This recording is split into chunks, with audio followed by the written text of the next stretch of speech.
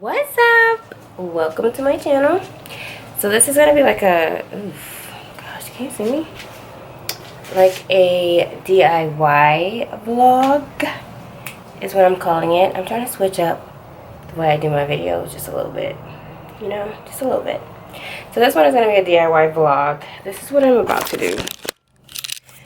So I want this lamp and that lamp. Let me see if you can kind of see the color. Okay, hopefully you can see the color. It's kind of like a, what color is this? Like a teal. Oof, Jesus. A teal color, and I want it to be matte black. Can you see? I need to take these glasses off because I can see up close. I just can't see far away. So I want it to be matte black. Matte black. So I'm going to do these two matte black because they're like a teal color now. Then I'm going to also do these, which were already spray painted. These were spray painted rose gold, but it was originally gold. You could see that the gold is starting to come back. But I'm going to spray paint these as well matte black because the decor in my room has changed. So I'm going to do these two lamps, those two little lights, well, yeah, kind of like geometric lights. And then if I have enough, I want to do this pot because I want this in my room as well for more greenery. So that's what we're going to do. So hopefully this light works out for me because we are filming in daylight.